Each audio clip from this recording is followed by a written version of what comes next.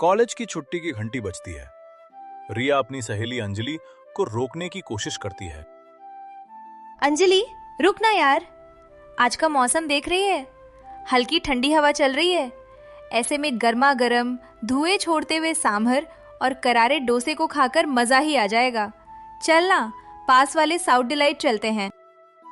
देख रिया, तेरा ये खाने का जुनून किसी दिन तुझे मुसीबत में डालेगा। मुझे आज मम्मी के साथ बुआ के घर जाना है, और वैसे भी तू कल भी तो यही कह रही थी। कल की बात कल थी अंजलि, आज मेरा मन बहुत बेचैन है। वो ताजी सब्जियों की खुशबू वाला सांभर, उफ। तू नहीं जाएगी तो क्या हुआ, मैं आज अकेले ही खाने जाऊंगी। तू जा अपनी बुआ के घर बोर होने। रिया एक आलीशान रेस्टोरेंट में बैठी है। वेटर एक सजी हुई थाली लाता है। रिया ने बड़ी उम्मीदों से सांभर का पहला चम्मच खाया, लेकिन जैसे ही स्वाद जीभ पर लगा, उसका पारा 7वें आसमान पर पहुंच गया। एक्सक्यूज मी, ये क्या परोसा है आपने? इसे आप सांभर कह रहे हैं? जी मैम, ये हमारा स्पेशल वेजी सांभर है।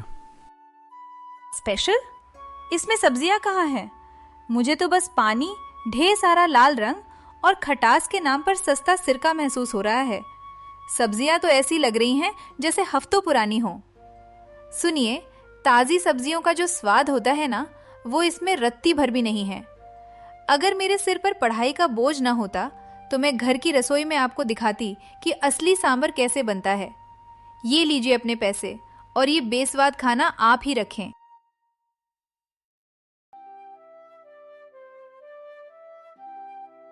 शादी का माहौल है। रिया लाल जोड़े में सजी हुई अपने नए घर शांति निवास पहुंचती है। समय का पहिया घूमा और रिया अब एक ऐसे परिवार की बहू बन गई जहां खाने को ही भगवान माना जाता था। आओ रिया बहू, तुम्हारा स्वागत है। आज से इस घर की रसोई और बरकत दोनों तुम्हारे भाग्य से जुड़ी है। दीदी, हमारी बहू तो साक्षात लक्ष्मी है। देखो कितनी शालीन लग रही है। बहू, हमारे घर का एक पुराना दस्तूर है। हमारे मेहमानों से लेकर घर के बड़ों तक हर कोई ताजी सब्जियों के स्वाद का दीवाना है। हमें शहर का बनावटी खाना जरा भी नहीं पसंद नहीं है। हमें घर का बना खाना ही भाता है। हाँ रिया, पापा ठीक कह रहे हैं। हमारे यहाँ तो मंडी से भी सब्जियां नहीं आती। हम सीधा अपने खेतों की ताजी सब्जियां ही खाते हैं। मुझे उम्मीद है कि तुम हमारी इस परंपरा को बहुत प्यार से आगे बढ़ाओगी। जी पापा जी, माँ जी ने मुझे बताया था कि आप सबको सादा और ताज़ा खाना पसंद है। मुझे भी रसोई का काम पसंद है। मैं पूरी कोशिश करूंगी कि आप सबको अपनी पसंद का खाना खिला सकूं। भाभी, आपकी सादगी ने तो सबका दिल जीत लिया। चलिए अब आराम कीजिए। अरे भाई, मुझे भी मेरी नई भाभी के साथ मस्ती करनी है।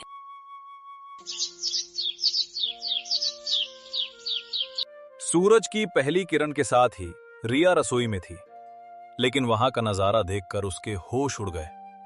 ऐसा लग रहा था मानो पूरी खेत की सब्जी ही रसोई में रख दी गई हो। आ गई बहू, बहुत अच्छे। देखो, ये रहे ताजे देसी टमाटर, ये छोटे बैंगन, ये बिना बीज वाली लौकी और ढेर सारी हरी मिर्चें। आज तुम्हारी पहली रसोई की रस्म है, तो कुछ खास होना चाहिए। माँ जी, ये सब आज ही बनेगा? यहाँ तो कम से कम 7-8 किलो सब्जियाँ रखी हैं। क्या घर में कोई कथा या पूजा है? अरे नहीं पगली, ये तो हमारा रोज का हिसाब है। तुम्हारे ससुर जी को एक सब्जी तरी वाली चाहिए तो एक सूखी, आर्यन को भरता पसंद है और मीरा को बिना मसाले की उबली सब्जियाँ। और हाँ, मीठे में ताजी गाजर का हलवा बनाना मत भूलना। पर माँ जी, इतनी कम समय में इतनी सारी चीजें अकेले? क्या पायल दीदी या मीरा मेरी मदद करेंगी? बहू, पहली रसोई का मतलब होता है कि बहू अपनी काबिलियत दिखाए। पायल जरा मंदिरदई है और मीरा अपनी सहेलियों के साथ व्यस्त है। तुम शुरू करो। कोई दिक्कत हो तो बस आवाज दे देना, मैं बाहर आंगन में हूँ। अकेला इतना सारा खाना बनाना है, ये सोचकर ही रिया की घबराहट बढ़ जाती है। वो एक साथ 4 बर्तनों को संभालने की कोशिश कर रही थी। उफ, ये बैंगन भूनने में ही आधा घंटा निकल गया। अभी तो लौकी छीलनी है और रोटियां भी बनानी है। समझ नहीं आता कि ये लोग इतना खाना खाते कैसे हैं, और मदद के लिए कोई दिख भी नहीं रहा। तभी पायल हाथ में पानी का गिलास लिए रसोई के दरवाजे पर आती है और मुस्कुराती है। अरे वाह छोटी बहू, बड़ी अच्छी खुशबू आ रही है। लगता है ससुर जी आज तुम्हारी तारीफ करते नहीं थकेंगे। दीदी, आप आ गई, शुक्र है। क्या आप जरा ये मटर छील देंगी? मुझे आटा भी गूंदना है और खीर भी देखनी है। मैं अकेली थोड़ा उलझ रही हूँ। अरे रिया, मैं तो मदद कर देती, पर क्या बताऊं, आज मेरी कमर में बहुत खिंचाव है। डॉक्टर ने झुकने से मना किया है। और वैसे भी माँ जी कहती हैं कि पहली रसोई में अगर कोई और हाथ लगा दे तो बहू का जस कम हो जाता है। तुम तो वैसे भी बड़ी होशियार हो, कर लोगी। मैं बस बाहर सोफे पर बैठी हूँ, कुछ चाहिए हो तो बताना। मदद के नाम पर सब दूर भाग रहे हैं। क्या ये सब जानबूझकर किया जा रहा है? नहीं रिया, गलत मत सोच, बस अपना काम पूरा कर। जब खाना मेज पर सजा तो खाने को देखकर सबके मुंह में पानी आ गया। वाह भाई वाह सुमित्रा, आज तो मजा आ गया। बरसों बाद ऐसा बैंगन का भरता चखा है जिसकी मिठास सीधे रूह तक पहुंच रही है। बहू, तुमने तो जादू कर दिया। देखा आपने, मैंने कहा था ना कि रिया बहुत गुणी है। बहू, ये मटर की सब्जी में जो तुमने खरे मसालों का तड़का लगाया है, उसने तो स्वाद को 4 गुना बढ़ा दिया है। भाभी सच में? मुझे तो लगा था कि आप शहर की लड़की हैं तो आपको सादा खाना बनाना नहीं आता होगा, पर आपने तो मुझे गलत साबित कर दिया। कल दोपहर को भी यही मेन्यू रखना, मेरी सहेली भी आएगी। सच में रिया, तुमने तो कमाल कर दिया। पर तुम खुद क्यों नहीं बैठ रही? आओ, हमारे साथ खाओ। बस अभी आई आर्यन, गरम रोटियां खत्म हो गई हैं। 2 और सेक लो, फिर बैठती हूँ। आप लोग खाइए, ठंडा हो जाएगा। मेज पे सब ठहाके लगा रहे थे। रिया फिर से रसोई में चली गई। हे भगवान, इतने सारे बर्तन! ऐसा लग रहा है जैसे किसी ढाबे की रसोई है। कमर में असहनीय दर्द हो रहा है, पर अब इसे साफ किए बिना चैन कहाँ। तभी पायल किचन में आती है। अरे रिया, अभी तक यहीं हो? काम खत्म नहीं हुआ? देखो, माँ जी को रसोई एकदम शीशे जैसी चमकती हुई चाहिए। अगर सुबह एक भी दाग मिला तो उनका पारा चढ़ जाएगा। दीदी, क्या आप जरा इन प्लेटों को सिंक तक पहुंचाने में मदद कर देंगी? मुझे चक्कर से आ रहे हैं, शायद सुबह से कुछ खाया नहीं इसलिए। अरे, अभी तक खाना नहीं खाया? ये तो गलत बात है। पर देखो रिया, मैं तो मदद कर देती, लेकिन अभी अभी माँ जी ने मुझे स्टोर रूम की सफाई का काम दे दिया है। और सच बताऊं, मुझे बर्तनों के साबुन से एलर्जी है, हाथ खराब हो जाते हैं। तुम समझती हो ना? जी दीदी, मैं समझती हूँ। आप जाइए, मैं कर लूंगी। और सुनो, शगुन तो तुम्हें मिल ही गया है, तो काम में कंजूसी मत करना। ये ससुराल है रिया, यहाँ तारीफ बटोरनी है तो पसीना बहाना ही पड़ता है। Good night. दिन भर में रिया के पास इतना काम हो जाता है कि उसकी आंखों से आंसू निकल आता है, जिसे पूछने वाला भी वहां कोई नहीं था। कुछ दिन बीत गए। रिया को अपने सांभर डोसा की याद आने लगी। अगली सुबह रिया अपने लिए सांभर डोसा तैयार करती है। आज इन ताजी सब्जियों का ऐसा सांभर बनाऊंगी कि रेस्टोरेंट वाले भी पानी भरे। इसमें मैं ड्रम स्टिक, कद्दू और ताजे करी पत्ते डालूंगी। खुशबू सुनकर पूरा परिवार रसोई में इकट्ठा हो गया।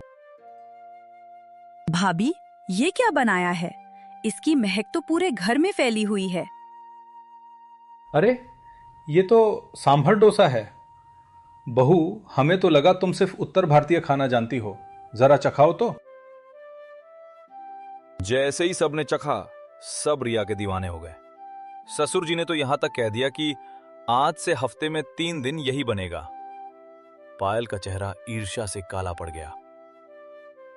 रिया के आने के बाद पायल अपनी कामचोरी के सारे बहाने बनाती है। माँ जी, आजकल मुझे पता नहीं क्या हो गया है। जोड़ों में बहुत दर्द रहता है और कोई भी काम नहीं कर पाती। कोई बात नहीं पायल, अब तू कुछ दिन आराम कर ले। वैसे भी रिया बहू है ही घर के काम संभालने के लिए। रिया के ससुराल वालों को कोई फर्क नहीं पड़ता था कि काम कौन कर रहा है, बस उन्हें 4 बार बना बनाया खाना चाहिए। शाम को सुमित्रा रिया को लेकर गांव के किनारे वाले खेतों पर ले जाती हैं।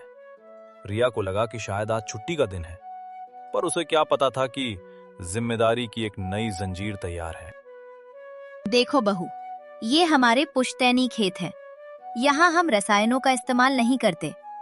अब तक पायल यहाँ सुबह सुबह आकर सब्जियां तोड़ती थी, लेकिन अब उसे घुटनों में दर्द रहता है, तो कल से ये ड्यूटी तुम्हारी है। क्या माँ जी, घर से खेत 3 किलोमीटर दूर है। मैं सुबह 5 बजे यहाँ कैसे आऊंगी और फिर घर जाकर 6 लोगों का भारी नाश्ता कैसे बनाऊंगी? बहू, जो औरत सूरज से पहले नहीं उठती उसके घर में दरिद्रता आती है। और तुम्हें तो ताजी सब्जियां पसंद है ना, तो अपने हाथों से तोड़कर ले जाना, इसमें बहस कैसी? प्रशंसा की चमक अब रिया की आंखों में धुंधली पड़ने लगी थी। तारीफें तो मिल रही थी, पर उन तारीफों की कीमत रिया का शरीर चुका रहा था। ससुराल वालों की फरमाइशें अब एक मीठा जहर बन चुकी थीं। बहू, जरा इधर आना। देखो, आज जो तुमने सांभर बनाया था उसमें सहजन की फलियां थोड़ी कम थीं।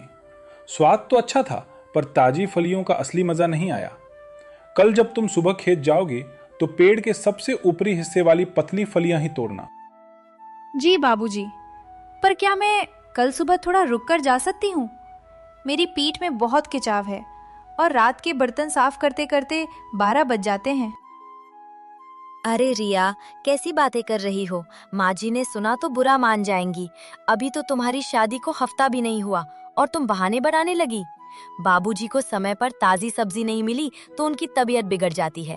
और देखो, कल मेरा व्रत है, तो मेरे लिए अलग से बिना लहसुन प्याज वाला डोसा और साबूदाने की खिचड़ी भी तैयार रखनी होगी। दीदी, इतना सारा अकेले? क्या आप सुबह आटा गूंदने में मदद कर पाएंगी? रिया, तुमको तो सब्जियां बहुत पसंद थी ना? अब घर में बना रही हो तो घबरा क्यों रही हो? हुनर दिखाने का मौका मिला है तो उसे जी भर कर जियो। मेहनत से कैसी चोरी। रिया की जुबान सिल रही थी। उसे समझ आ गया था कि यहां उसकी थकान किसी को नहीं दिखने वाली। वो भारी कदमों से रसोई की ओर मुड़ गई, जहां बर्तनों का ढेर उसका इंतजार कर रहा था। सुबह के 5 बजे। बाहर घना अंधेरा है और हल्की धुंध है। रिया खाली थैले लेकर कच्ची सड़क पर चल रही है। हे भगवान, ये किस मोड़ पर आ गई हूं मैं? ससुराल है या कोई मिलिट्री कैंप? 5 बजने में 10 मिनट हैं और मुझे खेत पहुंचकर वो फलियां ढूंढनी है। ससुर जी को फलियां चाहिए, माँ जी को लौकी और पायल दीदी को अपनी फरमाइशें पूरी करानी है। मेरे हाथ ये थैले पकड़ते पकड़ते सुन्न पड़ गए हैं। क्या माँ पापा ने मुझे इसीलिए पढ़ाया लिखाया था कि मैं सुबह सुबह 3 किलोमीटर दूर खेतों में मजदूरी करूं? शहर के उस रेस्टोरेंट का वो बेस्वाद सांभर आज मुझे इस जिंदगी से बेहतर लग रहा है। कम से कम वहां काम करने के बाद आराम तो मिलता था। रिया खेत पहुंचती है और झुककर सब्जियां तोड़ने लगती है। मेरी कमर। सीधा खड़ा होना भी मुश्किल हो रहा है। अगर मैं मना कर दूंगी तो माँ जी कहेंगी कि बहू कामचोर है, और अगर करती रहूंगी तो शायद एक दिन यहीं गिर जाऊंगी। कोई नहीं है जो पूछे कि रिया, तू ठीक तो है? यहाँ सबको बस अपनी थाली में ताजी सब्जी और कुरकुरा डोसा चाहिए। 7 बज चुके थे। रिया बिना सुस्ताए रसोई में जुटी थी। तभी एक और फरमाइश आई। अरे बहू, आज तो तुम बड़ी जल्दी आ गई। बहुत अच्छे। ऐसा कर, आज नाश्ते में चाय के साथ गर्मा-गर्म सब्जी डोसा सैंडविच बना दे। वो जो तूने उस दिन बनाया था ना, आर्यन के पापा को बहुत पसंद आया था। मेरा तो मन कर रहा है कि इसी खिड़की से कूद जाऊं और इन्हें अपना मुंह कभी न दिखाऊं। यहाँ फंस गई हूं मैं। जी माँ जी, बस सब्जियां धो लूं फिर बनाती हूँ। वाह बहू, डोसा तो बहुत कुरकुरा है। पर सुनो, दोपहर में तोरी की सब्जी ही बनाना, और हाँ, खेत से ताजी ही तोड़ कर लाना। जी बाबूजी, पर सुबह तो मैं लौकी और कद्दू लाई थी। तोरी के लिए दोबारा खेत जाना होगा। तो चली जाना बहू, टहलना सेहत के लिए अच्छा होता है। और सुनो, आर्यन के लिए थोड़ा कद्दू भी बना देना। भाभी, दोपहर में मेरी सहेलियां आ रही हैं। उनके लिए अलग से पनीर डोसा और पुदीने की चटनी तैयार रखना। आप तो सुपर शेफ हो। हाँ रिया, तुम तो बेस्ट हो। मेरे टिफिन में 2 सैंडविच एक्स्ट्रा रख देना, बॉस को भी चखना है। मैं तो बच गई। और अच्छा खाना बनाओ छोटी बहू। इतने सालों में इन लोगों ने मेरी हालत खराब कर दी थी। चलो, इसके आने से मुझे छुटकारा मिला। और मैं खाना बनाऊं भी तो क्यों, मेरा पति तो वैसे भी दूसरे शहर में रहता है। हे भगवान, मेरी मदद करो।